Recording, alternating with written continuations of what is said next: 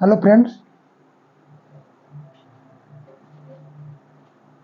हमारी यह समुच्चय का भाग 3 है। इससे संबंधित समुच्चय से संबंधित हमारे 2 भाग आ चुके हैं, जिन्हें आप यदि नहीं देखा है तो पीछे वाली वीडियो में जाकर देख लीजिए, जो क्लास 11th मैथ के नाम पर प्लेलिस्ट में सेव है।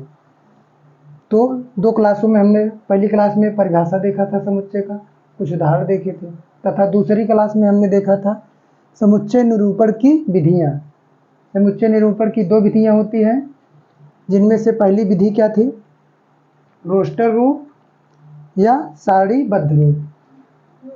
तो उसे हमने पिछली वीडियो में देख चुके हैं हम लोग, और यदि आपने नहीं देखा है तो क्लास 11th मैथ के नाम से प्लेलिस्ट बनी है, जिसमें जाकर आप उसे देख सकते हैं। तो आज की वीडियो में हम देखेंगे समुच्चय निरूपण की दूसरी विधि, समुच्चय निर्माण विधि, सेट बिल्डर मेथड, यानी समुच्चय निर्माण विधि।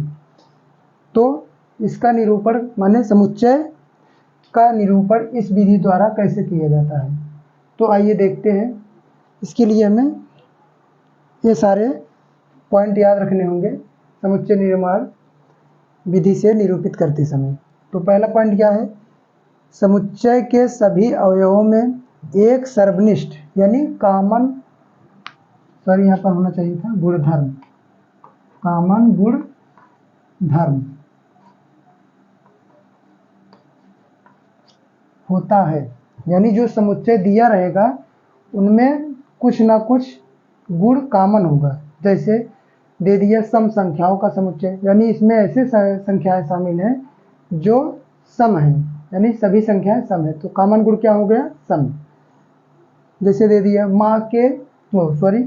साल के 12 महीनों का समुच्चय या सभी महीनों का समुच्चय, तो इसमें क्या कॉमन है, सभी महीने, यानी महीना जो शब्द आया है वह क्या है, कॉमन यानी सर्वनिष्ठ। इसमें जिसमें जितने अवयव होंगे उन वह सभी क्या होंगे, महीने होंगे।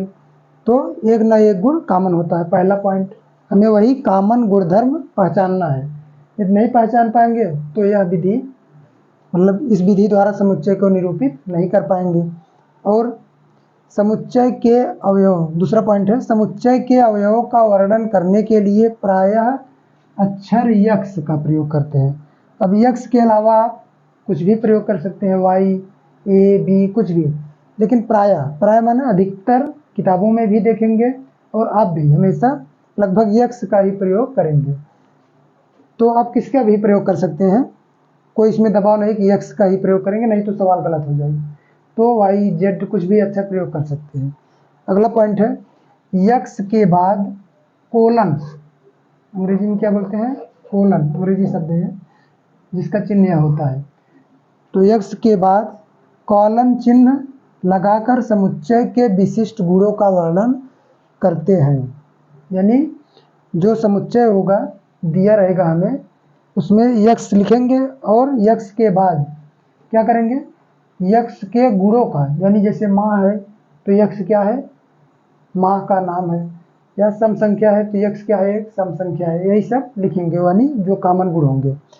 तो अगला, और ये सब जो लिखेंगे हम उसे क्या करेंगे, संपूर्ण कथन को मझले कोष्ठक में लिख देते हैं।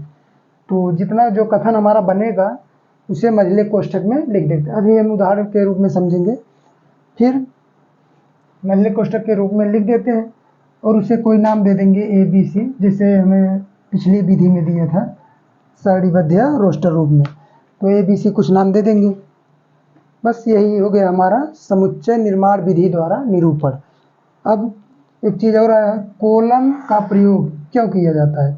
तो कोलन का प्रयोग जहाँ के लिए किया जाता है, जहाँ के, जैसे अगर लिखा है यदि यक्स कोलन, इसका मतलब क्या है कि जहाँ यक्स, जहाँ क्या है यक्स। अब कुछ होगा जैसे जहाँ यक्स क्या है, सम संख्या है, तो यानी जहाँ यक्स क्या है, सम संख्या है, तो कॉलन का प्रयोग किसके लिए होगा, जहाँ शब्द के लिए होगा।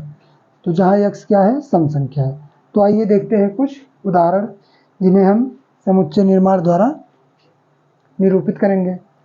तो जैसे दे दिया, पहला उदाहरण दे सकते हैं, क्या दे दिया, वर्ष के महीनों का समुच्चय, वर्ष के महीनों का समुच्चय। तो यहाँ पर एक क्या दे दिया, संग्रह दे दिया, जो कि एक समुच्चय है। अब किसी से भी पूछेंगे तो वह वर्ष के महीनों का नाम बताएगा, जनवरी, फरवरी, मार्च। दूसरे से पूछेंगे तो वह भी वही बताएगा। यानी यह क्या है, एक सार्थक संग्रह है, और इसी को ही क्या कहते थे, क्या मतलब कहते हैं, समुच्चय कहते हैं। तो इसे हमें समुच्चय निर्माण विधि द्वारा दर्शाएं। तो इनमें हम कॉमन गुण देखेंगे। तो यहाँ पर क्या है, वर्ष के महीनों का समुच्चय। तो महीनों शब्द क्या है, हमारा कॉमन, यानी सर्वनिष्ठ, सभी में जो कॉमन हो वह गुण हो गया। तो इसे हम कैसे लिखेंगे, तो देखते हैं। तो सबसे पहले क्या करेंगे, देखिए, अवयवों को प्रदर्शित करने के लिए अक्षर यक्स का प्रयोग करते हैं। तो यहाँ पर लिखेंगे यक्स, फिर कॉलन, दूसरी बात यक्स के बाद कॉलन चिन्ह लगाकर समुच्चय के विशिष्ट गुण होगा। तो यक्स के बाद हमने कॉलन चिन्ह लगा दिया। अब समुच्चय के विशिष्ट गुण, अवयव के विशिष्ट गुण क्या है, महीनों। अब यक्स है क्या, तो यहाँ पर लिखेंगे यक्स, इसको क्या पढ़ेंगे, जहाँ यक्स क्या है, वर्ष का महीना, वर्ष का महीना, महीने में कोई भी महीने, जनवरी, फरवरी। अब इसे क्या करेंगे, मझले ब्रैकेट के अंदर पूरे कथन को लिख देंगे, और इसे हम कोई नाम दे देंगे। जैसे यम दे दिया हमने, महीने का नाम है मंथ, तो यम दे दिया। और कुछ भी लिख सकते हैं, या कोई भी समुच्चय दे दिया। जैसे दे दिया यहाँ पर क्या है, ए बराबर, चलिए दूसरा कोई ले लेते हैं।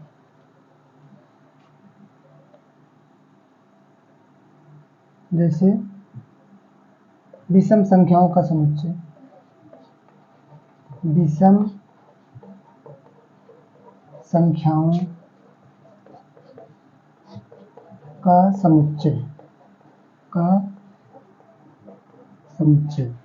तो क्या करेंगे, इसमें क्या है, कॉमन शब्द विषम। तो समुच्चय में संख्याएं हैं, जिनमें कौन सी संख्याएं हैं, विषम संख्याएं हैं। तो क्या करेंगे, यक्स लिख देते हैं, यक्स।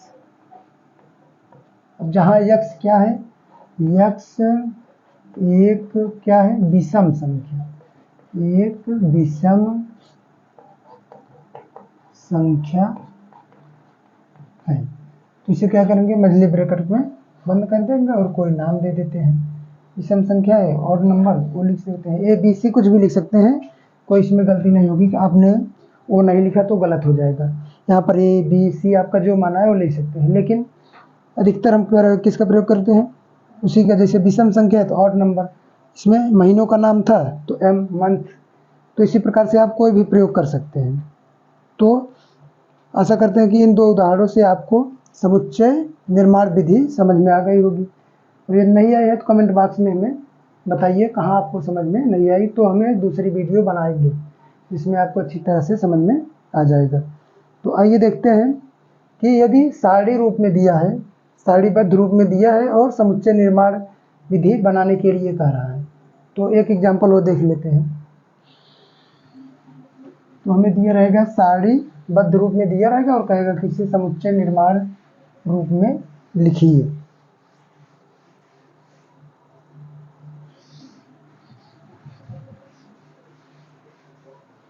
तो देखते हैं, जैसे कोई समुच्चय दे दिया, ए बराबर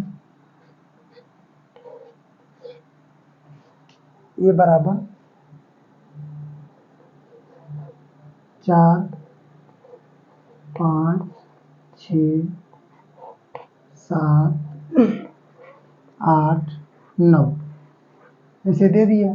तो और कहेगा कि इसे समुच्चय निर्माण रूप में लिखिए। तो कैसे लिखेंगे, आइए देखते हैं।